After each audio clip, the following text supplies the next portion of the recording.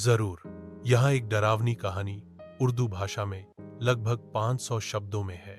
वीरान हवेली की रात। उत्तरी भारत के एक छोटे से गांव में एक पुरानी सुनसान हवेली थी जिसे लोग वीरान कोठी के नाम से जानते थे। बुजुर्गों का कहना था कि यह हवेली किसी जमाने में राजा सामंत सिंह की रिहायशगाह थी जिन्हें उनकी बीवी ने धोखे से कत्ल करवा दिया था। उस दिन के बाद से वह हवेली वीरान हो गई और वहां से अक्सर चीखों की आवाजें सुनाई देती थीं। कोई भी इस तरफ रात को नहीं जाता था। शहर से 4 दोस्त रोहन, समीर, नीलम और पूजा गांव की सैर के लिए आए।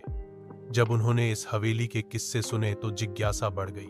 रोहन ने कहा, क्यों ना एक रात इस हवेली में गुजारें? समीर हंसा, डरने की क्या बात है, यह सब किस्से कहानियां हैं। रात के समय वह चारों टॉर्च और कैमरे लेकर हवेली की तरफ चल पड़े। दरवाजा जंग लगा था, लेकिन जैसे ही उन्होंने धक्का दिया वह खुद ब खुद खुल गया। अंदर दाखिल होते ही एक ठंडी लहर जिस्म में दौड़ गई। दीवारों पर अजीब से निशान थे और फिजा में सड़ांध सी भरी हुई थी। 12 बजे के करीब एक जोरदार चीख सुनाई दी। पूजा खौफ से कांपने लगी। नीलम ने घबरा कर पूछा, यह क्या था? अचानक एक दरवाजा जोर से बंद हो गया। टॉर्च की रोशनी मंद हो गई। एक साया नजर आया, लंबा, धुंधला, और उसकी आंखें लाल अंगारों की तरह चमक रही थी। तुम लोग यहां क्यों आए हो? एक गूंजती हुई भारी आवाज हवा में गूंजी।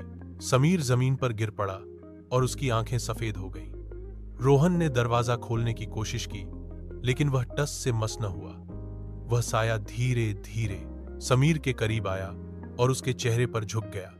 अचानक एक जोरदार धमाका हुआ और पुराना झूमर जमीन पर गिर गया। रोहन को किसी तरह दरवाजा खोलने में कामयाबी मिली और सब ने मिलकर समीर को घसीटते हुए बाहर निकाला। सुबह समीर अस्पताल में होश में आया, लेकिन बोलने के काबिल नहीं रहा। डॉक्टरों ने कहा, यह किसी गंभीर मानसिक आघात का शिकार हो गया है। उस दिन के बाद गांव में कोई भी इस वीरान कोठी के करीब जाने की जरूरत न कर सका। लोग अब कहते हैं, वह सिर्फ एक हवेली नहीं, एक अभिशाप है जो अंदर गया वापस वही न रहा।